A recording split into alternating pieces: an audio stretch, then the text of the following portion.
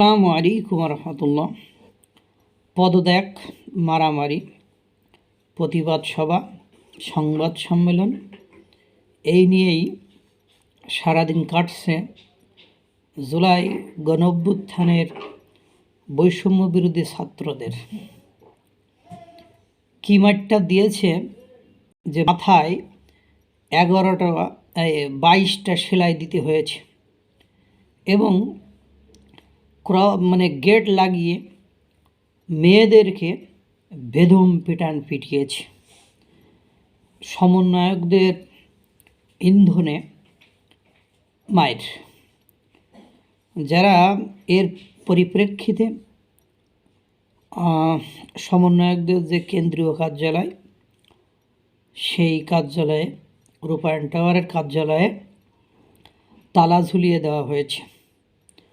সবচেয়ে আশ্চর্যজনক কথা হলো, ছাত্ররা তো কোনো আয় রোজগার করে না, তাহলে রূপায়ণ টাওয়ারের মতো এরকম একটা টাওয়ারে তাদের এই অফিসের ভাড়াটা কোথা থেকে কিভাবে আসে, এটাও কিন্তু একটা ইস্যু।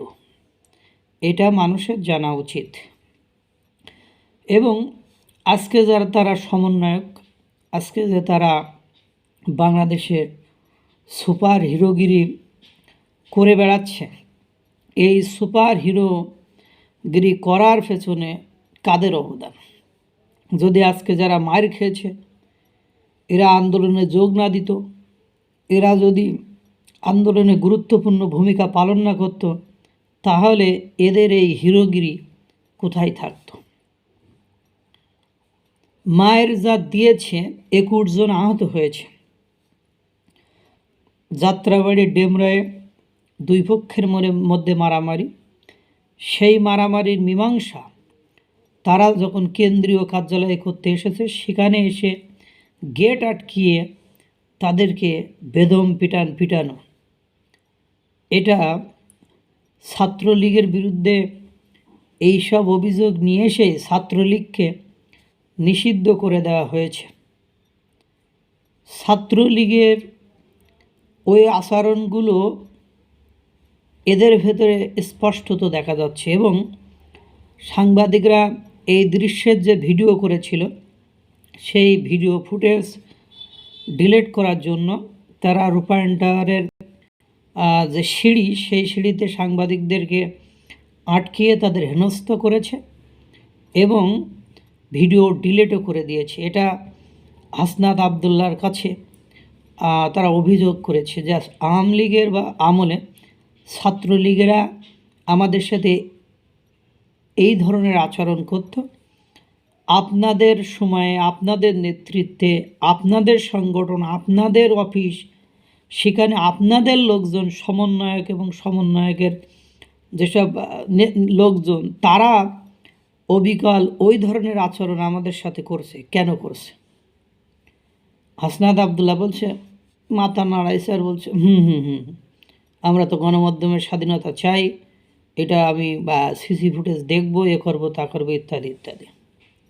পরবর্তীতে দেখা গেছে বৈষম্য বিরোধী ছাত্র আন্দোলনের কেন্দ্রীয় কার্যালয়ে তালা ঝুলছে এবং হাসনাত আবদুল্লাহ সার্জিস যে বাঘের মতো হুঙ্কার দেয়, এই বিষয়টি নিয়ে 24 ঘন্টা পার হয়ে গিয়েছে, এদের দুইজনের কোনো বক্তব্য, বিবৃতি কিছুই দেখেন নাই।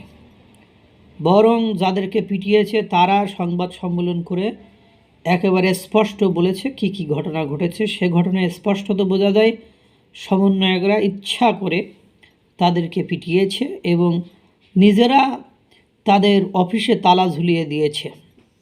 এই যখন সমন্বয়কদের অবস্থা, যারা একটা দল হিসাবে নিবন্ধন পাওয়ার আগে এখানে এমন কি মধু পাওয়া গিয়েছে যে ছাত্ররা উন্মাদ হয়ে গিয়েছে, ছাত্ররা পাগলপাড়া হয়ে গিয়েছে একটা পোস্ট নেওয়ার জন্য। একসময় ছাত্রলীগের একটা পোস্ট নেওয়ার জন্য ছাত্ররা এরকম পাগল হয়ে যেত। সেই পাগলপাড়া, সেই উন্মত্ততা, সেই ক্রেজিনেস তাদের ভেতরে কিন্তু স্পষ্টত প্রতিফলিত হচ্ছে। অর্থাৎ এখানে নিশ্চিত যে চাঁদাবাজির কথা বলা হচ্ছে বা এখানে যে দুর্নীতির কথা বলা হচ্ছে, এখানে যে দখলদারিত্বের কথা বলা হচ্ছে, তার কিছু না কিছু তো এখানে আছে। কারণ এখন আপনি একজনকে বলেন তো তোমার ছাত্রলীগের সভাপতি বানাই দেবো, তো স্বীকারই করবে না যে ছাত্রলীগ করে। এখন এগুলো বলে যে ফ্রি তোমার ছাত্রলীগের ঢাকার সভাপতি বানাই দেবো, ঢাকা বিশ্ববিদ্যালয়ের সভাপতি, ফ্রি তোমাকে বাংলাদেশ ছাত্রলীগের সভাপতি বানাই দেবো। আপনি দেখবেন নতুন করে কেউ যাইতে চাইব না, কারণ এখন সেখান থেকে মধু নিঃসরণ হওয়ার সম্ভাবনা খুব কম। সেখানে মধু পাওয়ার পসিবিলিটি বর্তমান সময়ে খুব কম। তাহলে এই সমন্বয়ক প্যানেলের মধ্যে বা সমন্বয়কদের মধ্যে তারা কি দেখেছে, কি পেয়েছে, যার কারণে তারা সেই পদবি পাওয়ার জন্য নিজেদের মধ্যে অন্তদ্বন্দ্ব, কোন্দল, মারামারি, কাটাকাটি, মাথা ফাটাফাটির মতো সিস্টেমে চলে যাচ্ছে। পাশাপাশি আপনারা অবাক হয়ে যাবেন, বৈষম্য বিরোধীদের নেতৃত্বাধীন জুলাই শহীদ স্মৃতি ফাউন্ডেশনের সাধারণ সম্পাদক পদ বিলুপ্ত করে পদত্যাগ করেছে সার্জিস আলম। সে একটা কারণ দেখিয়েছে যে আমার হাতে সময় নেই, আমি সময় দিতে পারছি না, এজন্য পদত্যাগ করেছে। তা ভাই, তুমি যে এই সমন্বয়ক হয়েছো, তুমি যে এই রাজার হালে আসো, তুমি যে আজকে বাংলাদেশে একটা রোল প্লে করতেছো, এই রোলটা কেন প্লে করতেছো?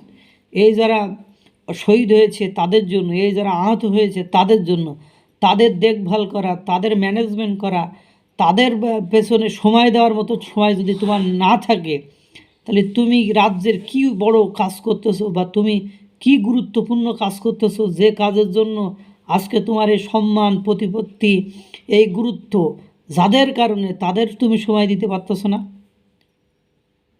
তাদের যদি সময় না দিতে পারো, তাহলে তুমি তুমি যদি নির্বাচনে পাশ করো, তাহলে দেশের মানুষের তো সময় দেওয়ার মতো সময় থাকবে না। তুমি তো অফিস আদালতের কাজ নিয়ে ব্যস্ত থাকবা তখন।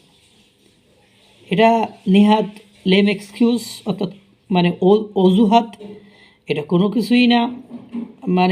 রাদার ডক্টর মোহাম্মদ ইউনুস বলেছে আমার জুলাই শহীদ স্মৃতি ফাউন্ডেশনে টাকার কোনো অভাব নেই, কিন্তু এটা মিসম্যানেজমেন্ট হচ্ছে এবং এইটা ঠিকঠাকভাবে দেওয়া হচ্ছে না। কেন যে দেওয়া হচ্ছে না আমি জানি না, কিন্তু এর দায়িত্ব তো এই ছাত্ররা, এই সার্জিস আলমরা তো এর দায়িত্ব। তাহলে তারা যে এই বিষয়ে তারা উদাসীন, তারা গুরুত্বের সাথে কাজ করছে না, বা তারা অন্য কোনো পলিসি অ্যাপ্লাই করতেছে বা অন্যদিকে ছুটতেছে, যাদের জন্য আজকে তাদের এই প্রভাব, প্রতিপত্তি, সম্মান যা কিছু হয়েছে, তাদের প্রতি তাদের বিন্দু পরিমাণ আগ্রহ নেই, সেটা স্পষ্ট বোঝা যায়। আল্লাহ তাআলা সকলকে ভালো রাখুক, সুস্থ রাখুক। আসসালামু আলাইকুম ওয়া রাহমাতুল্লাহ।